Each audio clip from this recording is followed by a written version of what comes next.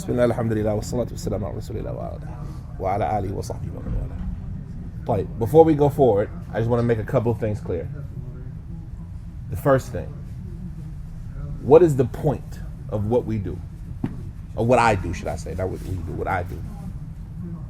My goal is always to encourage caution in talking about the religion. I was raised in a time amongst the Muslims in my community where everybody just said whatever they thought without really knowing anything. And when you're from a particular environment, you find your reaction to the harm of your environment often more focused and concerned, right? Whatever you were raised in that was harmful, you find that action to be the thing that you talk or you stand up against the most. And during my time, there was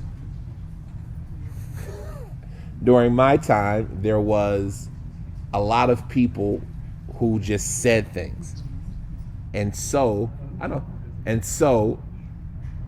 the saying of things without knowing what you're talking about is something that I'm always against.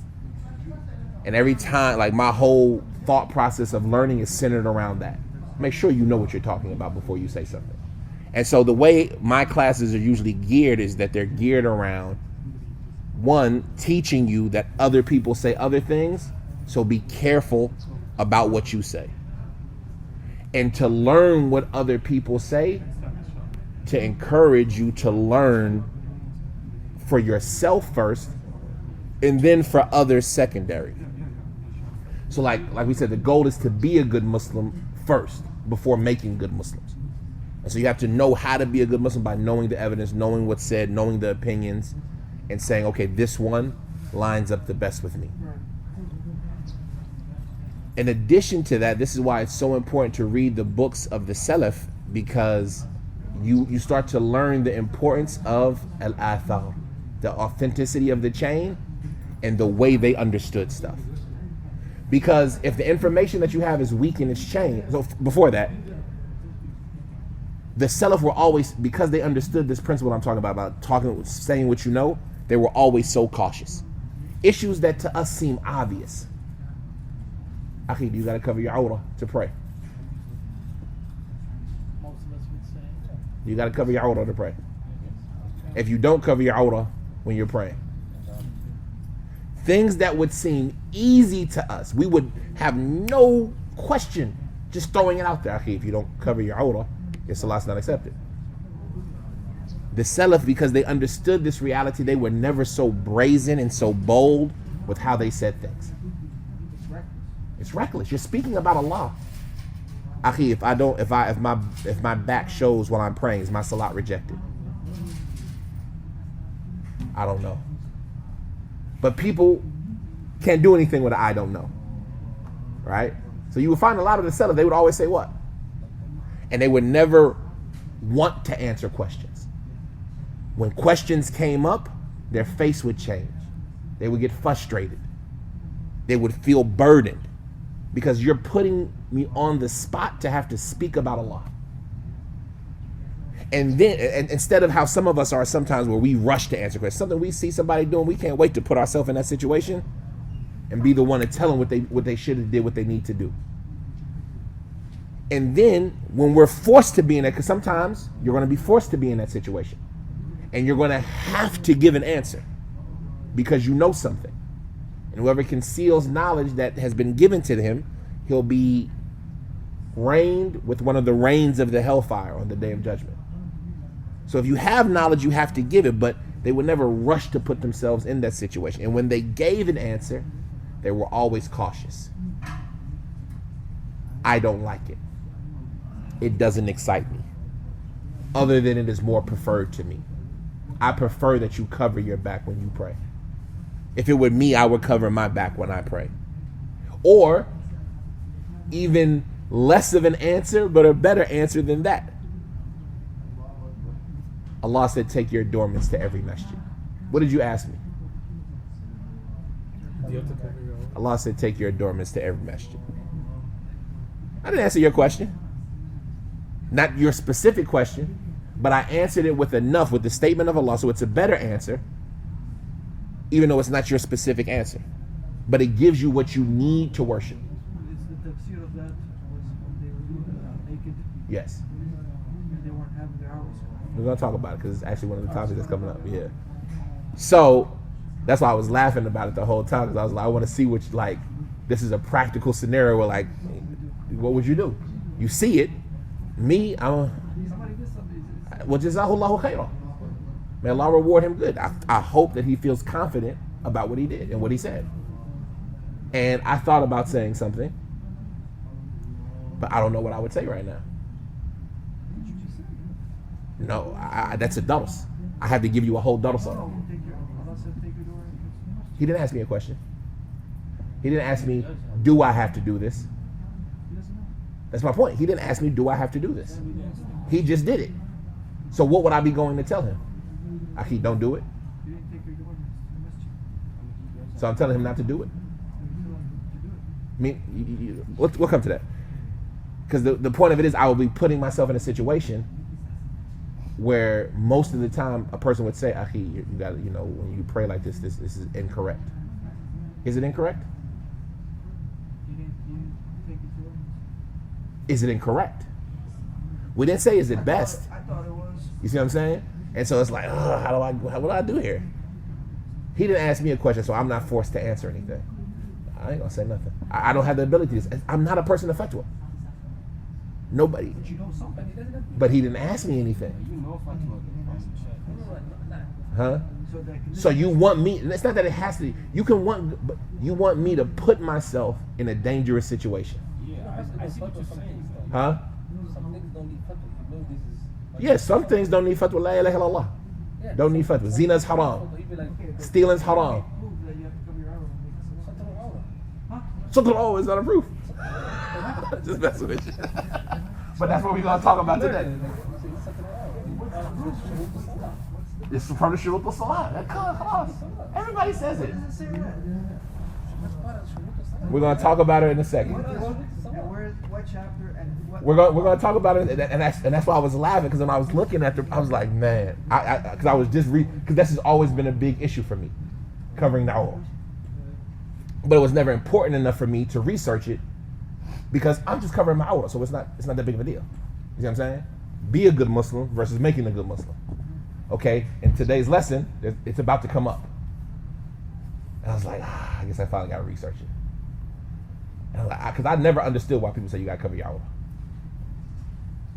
You ain't got no proof. It does not say cover your awrah.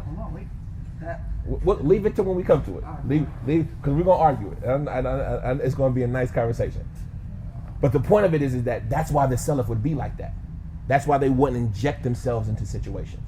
That's why if they had to answer a question, they would be cautious in the way they answered it. Somebody says, Akhi, do I got to cover my awrah? If I were you, I would. There's a difference between saying that and yes. And that's that part of that understanding that we talk about how people take that type of answer to mean what? Yes. Yes. And 100 years, 200 years down the line, it becomes what? Yes. Yes. You see what I'm saying? It's wajib. When he just said, I would do it. You should do it. If I were you, I'd do it. You have to do it. Even though you have to do it is more clearer in that. Even with that, there's still some room. So the point of it, that's what this class is about. It's most of my discipline is towards, I don't want y'all to make the mistakes in the future that the communities that I was raised in made, where everybody just said whatever they wanted.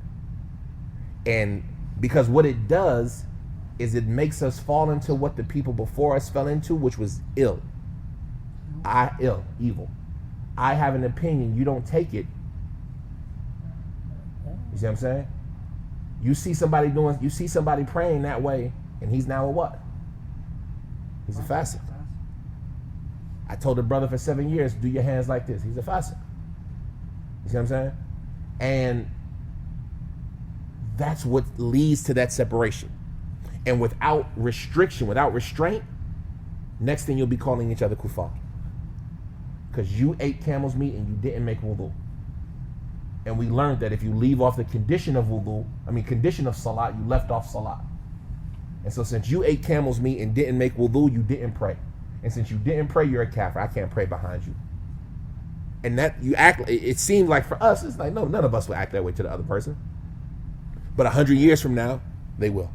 And you see it starting now. Really? Think about how the Salafis act to each other in disagreement. Of course. Well, you take my shit. You see what I'm saying? 100 years from now, where does that end up at? 200 years from now, where does that end up at? And it's all because nobody's reminding each other. I shouldn't say nobody. It's all because a deficiency in reminding each other that, hey, akhi, majority of what we learn in fiqh is dhann. How many of y'all remember the definition of fiqh? Awareness of the rulings related to our, the religious rulings related to our actions along with specific proof. And we said awareness included two things. Anybody remember? Knowledge and most likely. Can you say that definition one more time? Awareness of the religious rulings related to our actions along with specific proof. That's when you have fiqh, you have all of this. You have an awareness of the religious rulings related to our actions along with specific proof. The best action at that time. No, that we said that Ibn Taymiyyah said that true fiqh is not knowing the difference between good and bad. It's knowing the difference between two goods, which is better, and two bads, which is worse. Right. That's applying the fiqh. That's true understanding. But when we talk about the definition of fiqh in Islam, it's awareness. You have to be aware. And what is awareness? Knowledge, or most likely. Knowledge is what you know for sure. Some things we know for sure. You don't need a fatwa. We know for sure. La ilaha illallah. How many gods are worthy of worship besides Allah? Akhi, bring me your proof. What sheikh said that? Where's the fatwa? Where's your evidence? What ayat? What page? What surah? Right? And even though most of y'all can answer that question, it's still something that's obvious. Right? That's knowledge. You cannot make me doubt that one bit. Muhammad is the messenger of Allah. He's the last messenger. What's the proof that the prophet is the last messenger? Well, Khatim al-Anbiya is that ayat, so you see you don't have knowledge. Even though you said something close, and it's not criticism. It's not a criticism. Because you don't need to know the ayat. Everybody knows. Khatim al-Anbiya, whichever one said it. But Khatim al-Nabiyyin. وَمَا مُحَمَّدٌ أَبَا أَحَدٍ مِّن رِجَالِكُمْ وَلَكِنْ رَسُولُ اللَّهِ وَخَاتِمِ النَّبِيِّينَ. طيب, Khatim al-Nabiyyin. What about the messengers? Every prophet, what? Every messenger has. Every messenger is a prophet. Where's your proof? You see what I'm saying? No, that's not in the Quran. Maybe. But you see what I'm saying? Like, you see how it becomes when you really got to start proving something. It can be difficult. And you know a lot of things. And you're right. And everybody knows that. Why does Khatam mean the last?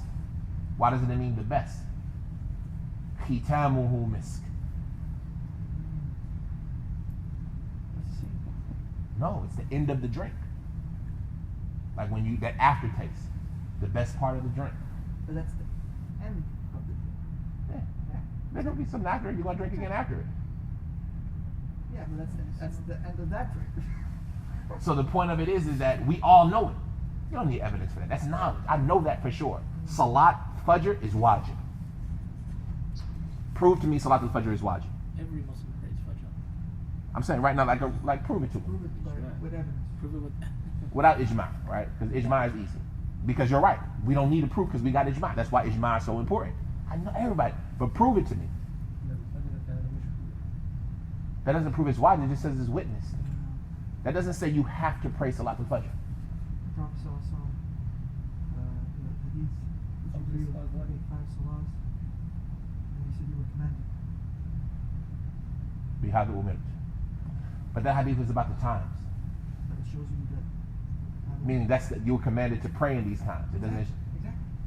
You're missing the point. You were commanded to pray in these times, not you were commanded to pray these 5 prayers. Potentially, you can argue that. The time the Isra, Just said 5 salats. It didn't say which 5. There's 5, and one of them is Fajr. So Who said one of them is Fajr? Prove it to me. I'm not saying you're wrong. You're making my point. Who says one of them is Fajr? Who says one of them is Fajr? Who says one of the 5 salats is Fajr? Thank you. I don't need a fatwa. I don't need a proof. I don't need an ayat. That's something that everybody knows.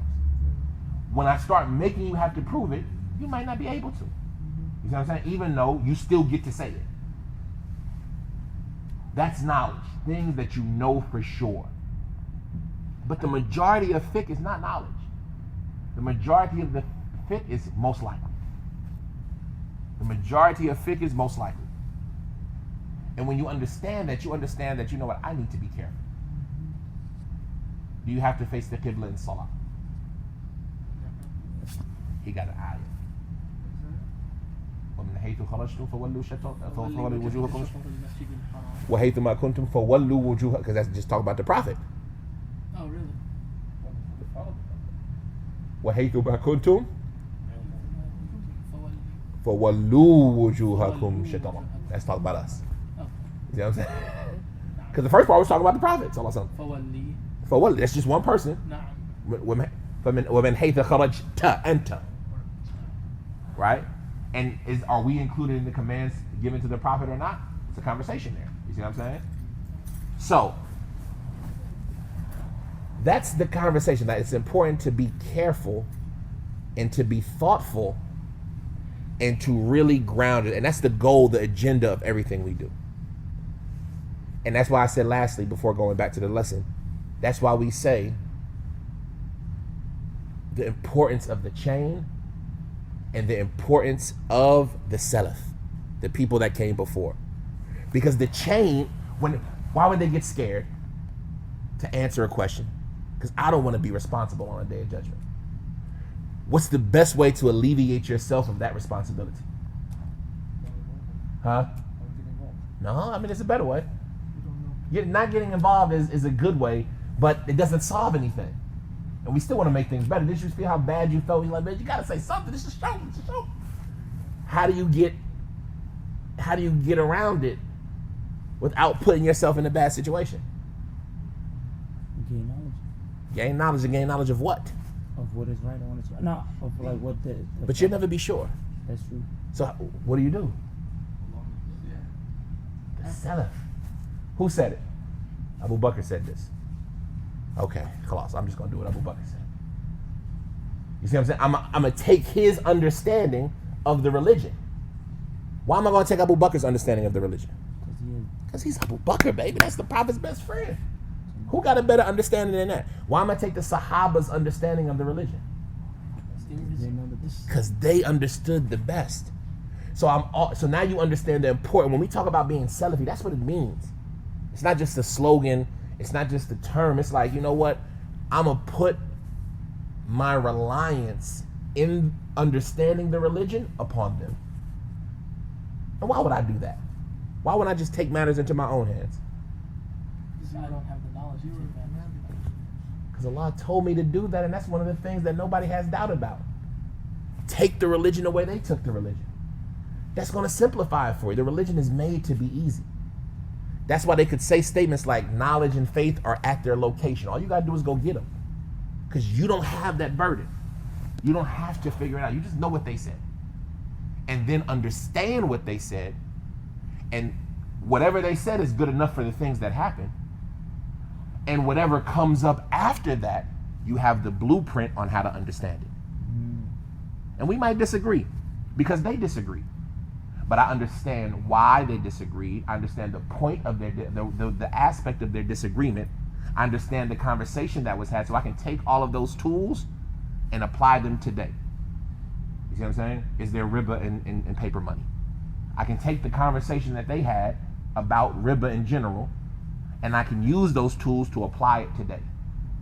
And because they might have disagreed in something, we might disagree in something. But the same way that they were united is the same way that we'll remain united, because we went about it according to the blueprint. So that's why you understand the value of the Salaf. And then you understand the value of the chain. Because the chain is where that information gets to you. And if it wasn't for that chain, you wouldn't have any of this. And look at the people who don't have a chain. Look at all the religions, Christianity, Judaism, Buddhism, all those religions that don't have a chain. What do they all have in common? They're all confused. They're all confused and arguing. And we all have differences. But the thing that's different about Islam versus them is that we don't have separation. Our differences are minor, and are not of the context that theirs are. We don't argue about the main stuff. Okay, you put your hands on your chest, or you put your hands on your side. Whichever way. But I think this way is better. You should do that way, no problem. And the thing is understanding which of those issues are big and which of those issues are disagreeable, and it's okay to disagree. And that's where a lot of us make our mistakes. We think the secondary issues, if you want to call them that, are the big issues a lot of times. And so let's talk about that. That's where we're at right now. So we talked about their statement that this ayah, Ya ayyuhalladhina amanu idha qumtum ila salat, it proves that you don't have to clean before making salat, or to make salat at all, to make wudu, or to make salat at all. We said that the people who say you do have to clean, they might use that ayah with the thiyabuka fatahhir. But we said that the people who respond to them, they might say, well, that ayah doesn't prove that, because that ayah is talking about something different, right? So the people who say that you do have to clean, they'll have another argument. And Akhi, what's your name, Akhi? AK. Nathan? AK. It's a pleasure to meet you. If anything, because this class, if anything I say you need more clarification on, just let me know, inshallah. We'll stop for whatever you need, inshallah. So, because I know you came late, so I just want to make sure that anything, anytime, feel free to ask any questions. Don't feel like it's a formal event or something that we just here shooting the breeze talking. So, the people who say that you have to clean, they'll use the ayah with the thiyabuka fatahhir. They say this proves that you have to clean your body, your clothes, and your location of najasa, of filth and impurities. The people who say you don't have to clean, they'll say, you know what? No, that ayat means purify yourself from shirk. Purify yourself from idolatry, purify yourself from treachery, from dishonesty. And it doesn't mean physical clean. And so now we're back to where we started. The people who say you have to clean, they'll say, okay, well, you said that this ayat is telling us everything that we need to do before we pray. They say yes. They say, well, this ayat doesn't tell us to face the qibla. And we all agree that you have to face the qibla. They'll say, that's true, but another ayat tells us to. And you can't take one ayat by itself. They say, okay, this ayat doesn't prove that you have to cover your awrah. Your awrah is your private part, right? From your navel to your knees, with most people, is what's considered the male private part. And so there's a disagreement. Do you have to cover that to pray? Meaning, there's no disagreement that you should, right? And this is where a lot of people misunderstand. There's no disagreement that you should cover. But if you didn't cover, is your salat invalid? It's the same kind of conversation we have about hijab, or for the woman, the niqab, covering the face. There's no disagreement that you should. Everybody likes to say, well, Sheikh Al-Albani said you don't have to do it. He didn't say you shouldn't do it. Right? He just said you don't have to. So there's a difference in that understanding. And so the people who are saying that you have to clean when you have to clean yourself to pray from filth, from impurities, not raising the hadath, not making wudu, but cleaning off najasa, they say that this ayah doesn't prove that you have to wear clothes to pray. But we all say that. You all say that? That's the question. Yes. So what am I supposed to do? Like a lot of times at work, it's hard to. I get very dirty. So what am I supposed to do in scenarios like that, or as I'm not around any type of water to even do my food, to even do that? So what am I supposed to do? That's a great question. So dirt in religion. So there's like dirty, like the way that we use the word dirty. Like, man, this room dirty, right? And in Islam, in the religious definition, that's not it. Like dirt is dirty, but it's not nasty, right?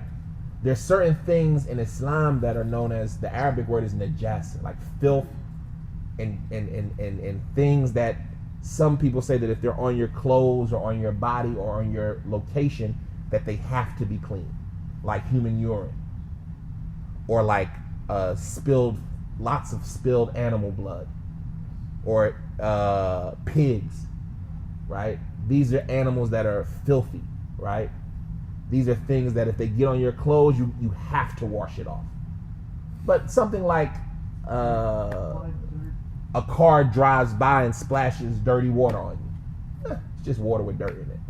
It's not something that stops you from praying. You see what I'm saying?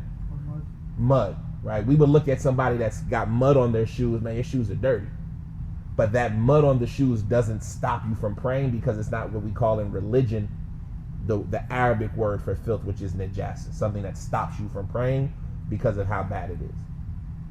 Since we're here, before I continue, and I don't want to lose my train of thought, who can tell me the 4 things that we know for sure are najas?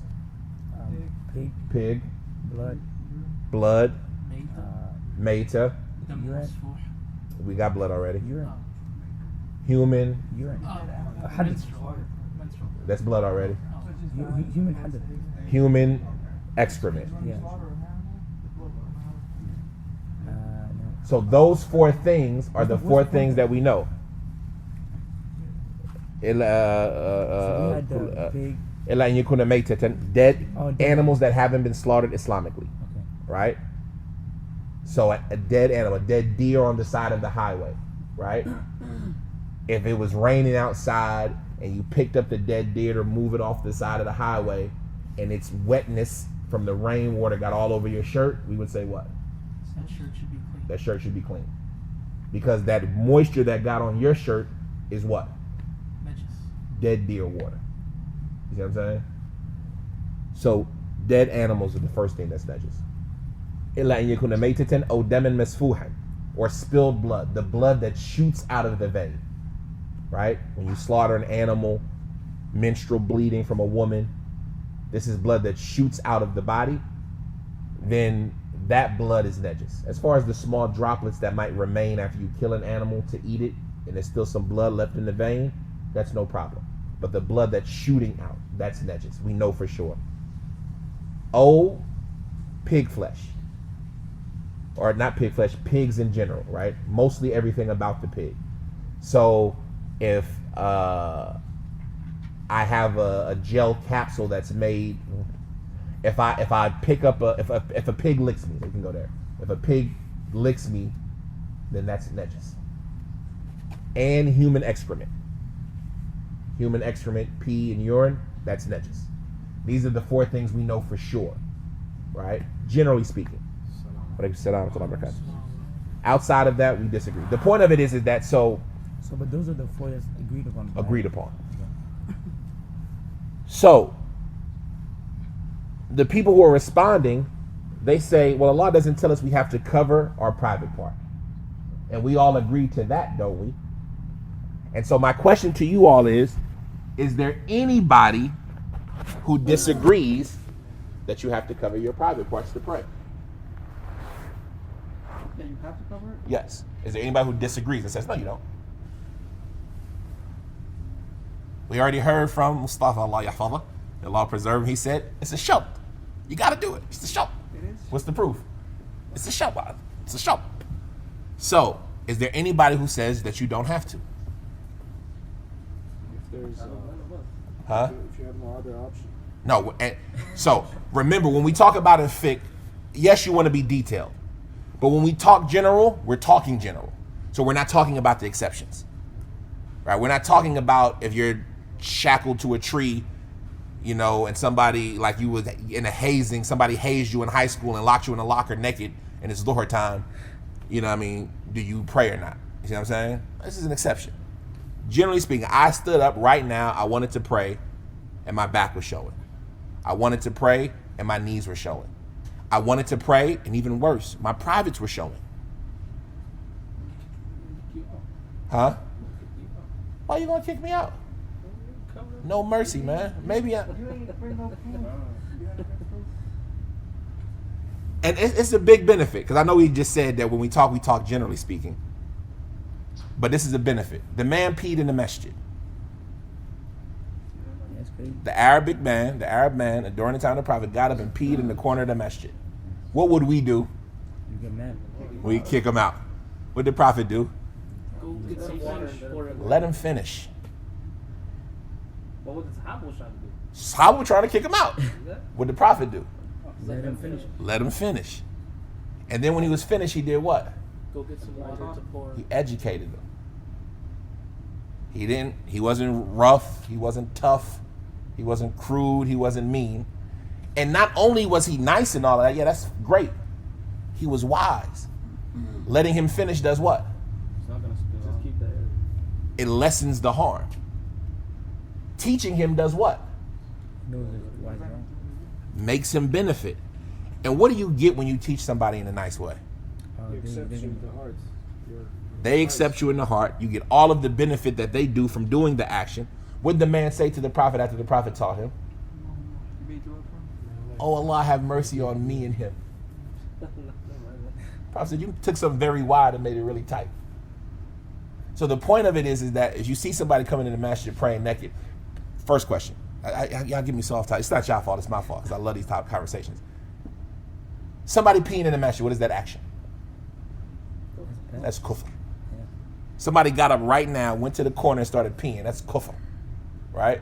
That is disbelief in Allah. What are you doing peeing in the masjid? This is a masjid. It's a place of worship.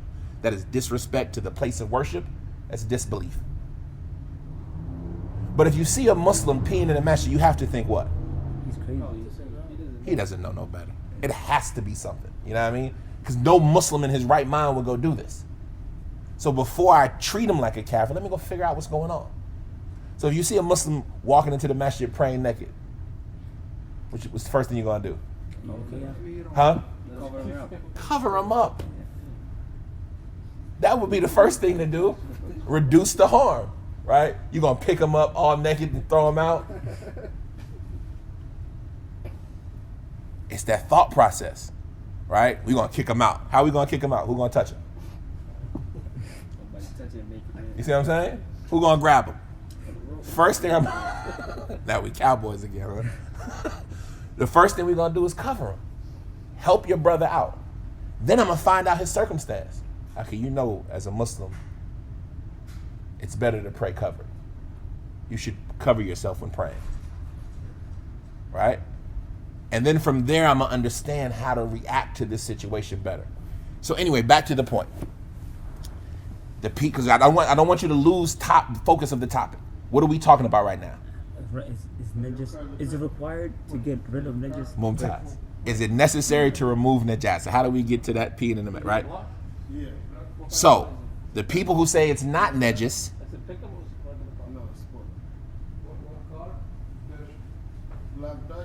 Black Dodge. It might be the brother praying, most likely. He just came. It's probably him. It's probably him. He just came. So we're talking about, do you have to remove najasa? The people who say no say that this ayat, Allah doesn't mention it, you don't have to do it. That's our foundation. That's a good foundation. Allah didn't say so, you don't got to do it. The people who say you do, they say Allah said in another ayat you do, with the yabuka fatahir. The people who say you don't, they say this ayat is not talking about that. This ayat is talking about staying away from shirk and being honest and not being evil. So the people who say you do, they say, well, Allah doesn't tell us to face the Qibla in this ayah, but we all agree you have to do that. We say Allah said, mention that in a different ayah. And we all agree to that. Then the people, they say, well, Allah doesn't tell us in this ayah to cover our private parts, but we all agree to that, don't we? And so the question is, do we all agree to that? If we all agree to it, what's your proof? For me, this issue was always difficult. Because once you start to learn, you learn something very quickly. There is no proof that you have to cover your private part. So how did you come to where you have to cover it? It's a great question. Is it Ijma? Some of them say that there is a consensus in it. Some of them say that there's a consensus in it. But even with consensuses, you guys remember we talked about that consensuses, when everybody agrees, you need what? They need to all agree to what? To a proof. And so either you say that this is an example of a consensus where there's no proof, like we talked about najis water, or you use a general proof. But that general proof becomes problematic when we start to investigate and we find out that there is somebody who disagreed. And the person who disagreed, who do you think he is? Imam Malik. Imam Malik disagreed the same way he disagreed about what? Everything else being najis. That you have to remove najasa. He says, yes, cover your private parts. Covering your private parts is wajib. Wajib. It does not invalidate your salah. You have to cover your private part. How do we know you have to cover your private part? Because the Prophet covered himself. Inna Allaha haqqa yustahya min. Allah has more right that you be shy of him. When the man asked the Prophet about the private parts, and he said, what about if one of us is alone in the house and he wants to walk around naked in the house? The Prophet said what? Allah has more right that you be shy of him. Would any of you all walk around naked anywhere else? No. So why would you walk around naked in front of Allah? And where can Allah see?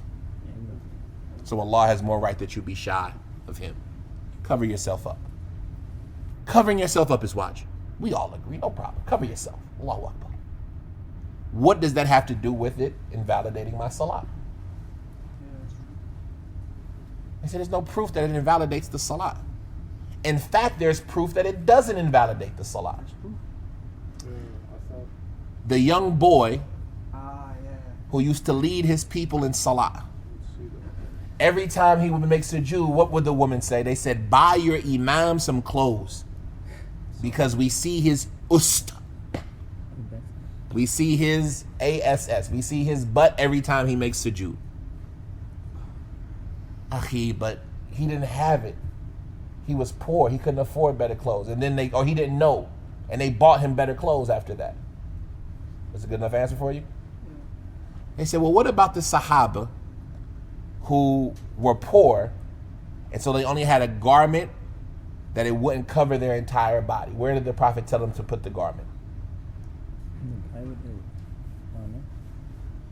Now, y'all know this narration? He told them to wrap their izar around their neck. And when they would make sujood and ruku', their backsides would show. And that's why he would tell the women to stay in sujood a little longer. So the women wouldn't come out of sujood in order to not see the backsides of those men. That shows us that covering up is what? It's not wajib. Covering is wajib. But it doesn't. Because if it wasn't wajib, the woman could look up, sit up and look. Oh, no problem. It's not It wajib. doesn't invalidate your salah. But it doesn't invalidate the salah. How does it prove that it doesn't invalidate the salah? Because he was in salah. Because they were in salah. But how does it prove it doesn't invalidate? Maybe they just were poor and couldn't do anything else. The Prophet proved it. Huh? The Prophet told them to They like. didn't cover their. They didn't wrap it around their waist. The Prophet could have easily told them just wrap it around your waist. He told them to wrap it around your neck. You see what I'm saying? And is that a hadith? Sahih hadith? Bukhari. So the point of it is he told them to wrap it around their neck and not their waist. If anything, you would say what? If you had the choice of putting on a turtleneck or putting on some drawers to pray, which one would you do? You would assume I would put on some drawers and pray. I'm not going to just stand there, bare to the world. But in this circumstance, the Prophet told him to put on a turtleneck, basically, for all intents and purposes, right? I'm just trying to make it realistic. Yes, they didn't have the ability to do both. But that doesn't change the fact that he could have told them to wrap it around their waist. Is that conditional in that state? Because you said they didn't have money. They didn't have the means to. But they could have covered their private part. You see what I'm saying? Yeah. So why? I'm still stuck the neck and not the. Covering the shoulders in salah is wajib. If you don't It's cover your wajib? shoulders. According to the position that What is would take that. What's considered a shoulder? The shoulder. Right here. Yeah. The I shoulder. got one of them. Tank top, people disagree. White beaters. Yeah, people disagree. Um, So the point of it is, that's one argument that they say. The people say that why he told them to do that because covering the shoulders in salat is more wajib. more watching. Because there's a specific proof about covering your shoulders in salat. Allah knows best. I don't know, to be honest. That would be something that you have to look up and see, why did the Prophet tell them to wrap it around their shoulders and not around their waist? Additionally, Jabir, he prayed, and I got to remember, I don't remember, it's in Bukhari as well. But he took his garment, he wasn't naked, but he took off the garment off of his shoulders, I think, and he put it down, and he prayed uncovered. And somebody asked him, why did you? He said, did you think all of us had two garments during the time of the Prophet? And so the point of it is that these and other issues are things that they use to prove that covering the awrah doesn't invalidate the salat if you don't. And Imam Malik, he says it's regardless if it's on purpose or on accident. While others say that if it's on accident, then it's, Imam Ahmed, for example, he says if it's a small amount, then it's excused. And this goes back to what we talked about earlier when we say, you know, how some people say if you cover even a fraction of your awrah, it invalidates the salat. Just like we said about wudu. If you don't get a drop of your body wet, it invalidates your wudu. A small amount of, if it comes open during salat, even on purpose, it's no problem. Right? You got a hole in your thobe, and you can see a little bit of your belly. That's no problem. You go to the pool and then We talk. That's the different. Like if you go into the pool and your collar is so wide that we can see down it, well, that's a different issue. Huh? You got a hole in your pants, or your back comes out when your t-shirt's too small, and so when you make a ruku, your back comes out, your shirt comes out. It happens to me all the time. What about for the women? For the women, even for the women. even for the women. So I'm saying men and women. And so, and like for me, I always thought the women have to cover in the house. Even in the house, women have to cover, and I agree with that. My wife's gonna cover in the house. My children are gonna cover in the house. Like the private part? No, the body, the hijab, the full hijab in salat. Women have to wear full hijab in salat. Oh. And we're going to talk about why they say that. So the point of it is that Imam Ahmed says a small amount, even on purpose, is excusable, and a lot, even if it's a long amount of time. So if it stays open for a long amount of time and it's a small amount on purpose, it's excusable. He's talking about The awrah, private. the awrah, Anything about the awrah, and well, that's the reason why we're not being specific, because they disagree about what's the awrah. Because some people say the awrah is just the front and the back. And so the people who say that it's the front and the back, do they say you can pray with just your front and your back covered? Can you just pray in some tidy whities? Because that's the only awrah. And the awrah for the woman, amongst women, is similar. You see what I'm saying? So, he says, but if it's a large amount on accident, then it's excusable, as long as it was a short amount of time. Like the women who used to have seizures, and she would fall into a seizure during the salat, what would happen? Her awrah will become uncovered. And she asked the Prophet to make dua. He said, you could be patient. She said, just make dua that my awrah don't come uncovered no more. So the point of it is, it didn't invalidate her salat when the awrah will become undone. So even Imam Ahmed has this view. Other people that say, no, you have to cover the awrah. Like, what's your proof? You have to cover the awrah. And if you don't, your salat's not accepted. They say, the hadith of Tawaf, that Ali told the people from the Prophet, and la yatufa iryan, that nobody naked should make tawaf. How does that prove you have to cover to pray? Tawaf's like salah. The hadith, tawafu bil bayti ka salat. Making tawaf around the Kaaba is just like salat, except Allah made it halal to talk. So if you have to not be naked in salat, in tawaf, you have to not be naked in salat. Not being naked in salat. Does that mean you have to cover your awrah? What's the awrah? According to that one hadith. You see what I'm saying? that- Meaning, we can say you have to not be naked, but it didn't say you had to cover your entire awrah. But you can say when you make tawaf, you have to what? Can you make tawaf in just underwear? No. I don't know. Isn't there like a specific attire though? That's only when you're making Hajj or Umrah. Oh, so if you're doing tawaf, then it's... If you're just making tawaf because you walked into the masjid. You see what I'm saying? Yeah. So that's one argument, and that's the response. Another argument they make is the Prophet ﷺ told the woman, وَأَنْ لَا يُصَلِّ إِلَّا بِخِمَارٍ, and that you not pray except with your khimar. That a woman has to pray with her khimar. And so they say if this is necessary for the woman to wear the khimar in her salat, then it's necessary for the man to cover as well.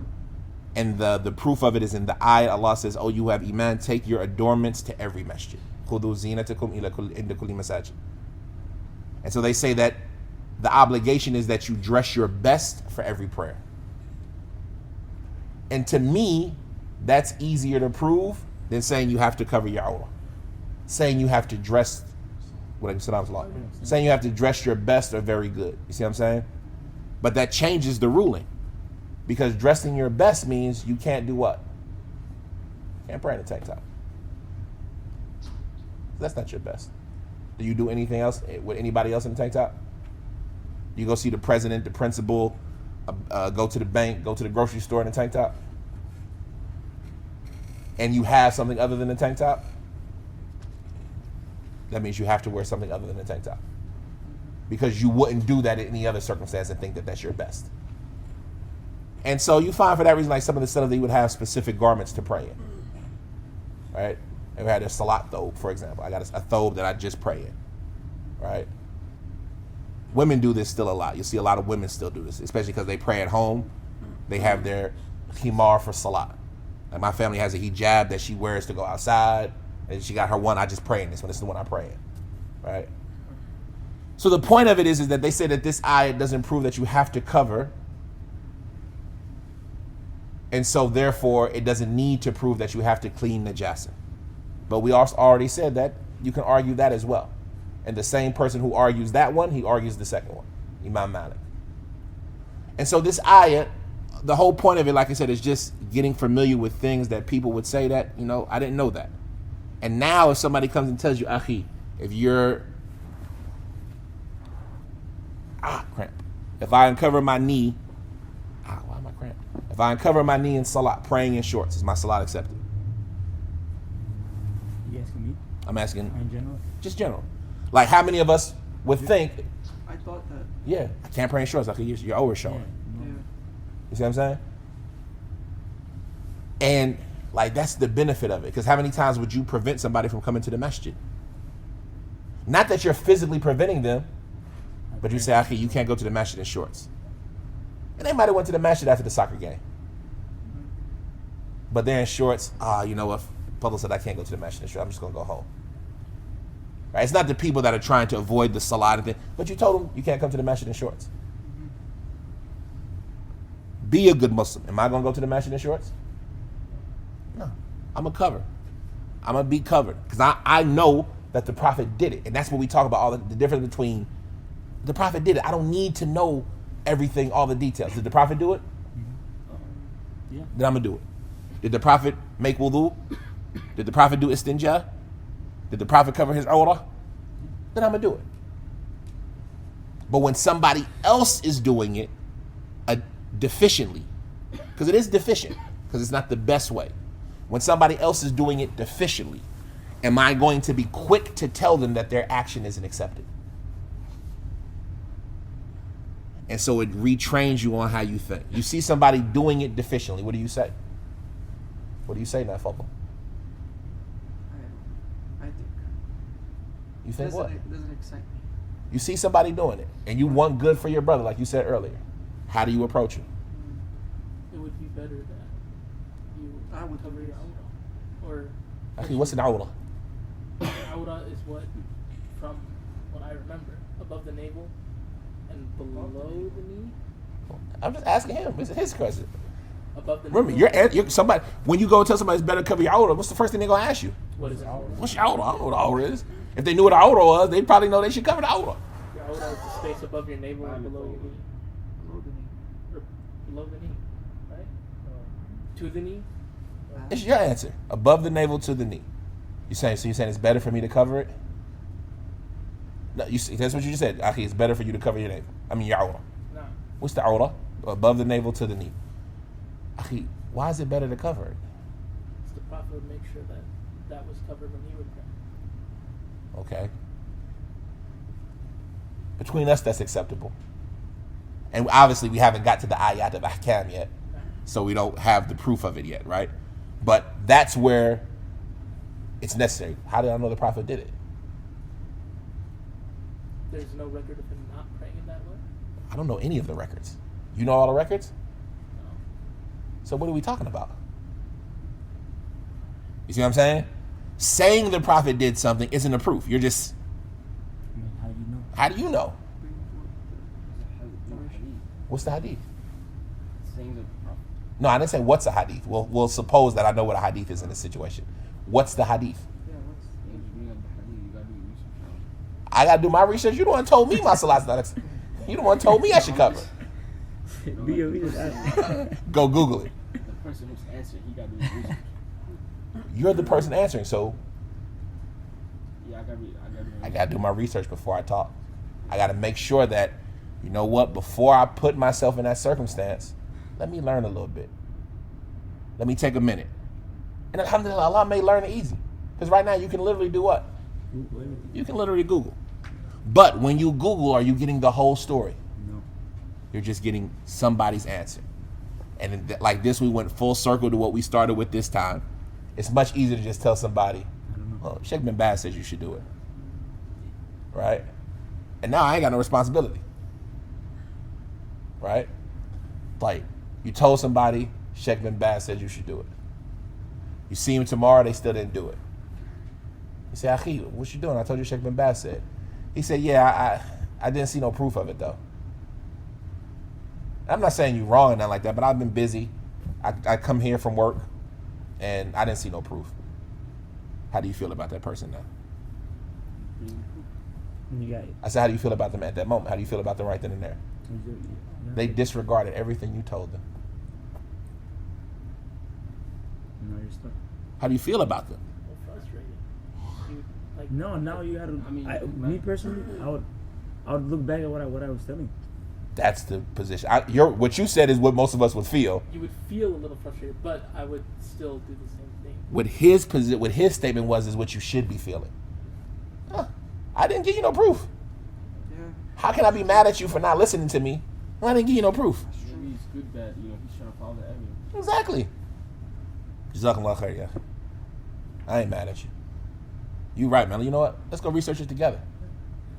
I'm busy. I gotta get back to work. Okay, cool. That's cool. I understand. But now I'm gonna go research it. So the next time I'm in this You're situation, prepared for it. I'm gonna know the answer. And if you do that with everything in your life, guess what you'll be in 10 years? Still a student. You'll still be a student. But you'll be a student who knows some stuff. You see, I remember looking this up once. I remember talking to a brother, and we had this conversation, and I looked it up, and this is what the issues was, and this was this opinion and that opinion. And when you really look at the issue, yes, the ayat doesn't mention that you have to get rid of najasa. But I really do kind of lean to with the Abu Kafadahir. It's safer. And at the end of the day, the Prophet ﷺ, when he found out about the najasa on his shoes, he took it off. And so if I got najasa on my shoes or on my clothes or on my hands, I'm going to do what? I'm going to take it off. Okay, do you got to take it off? The Prophet did it. I prefer you do it. It excites me. Yes. If having the najasa on your body wasn't problematic, why would you come and tell him to take it off? Right? Who knows? Who knows? Because that should be important. To have it. Who knows why Jibril would do something? Because it's important. No, that's something you can't know. You see what I'm saying? He's saying I understand that it's so important that Allah sent Jibril to tell him, and that it's very important. That's good. Why did Allah tell Jibril? You shouldn't have najasa on your body. We know it's najasa. Why did Allah tell Jibril to tell the Prophet? Sahabas could have seen. You see what I'm saying? Like, why did Allah send Jibril down on Yawmul Ithnain? How do I know?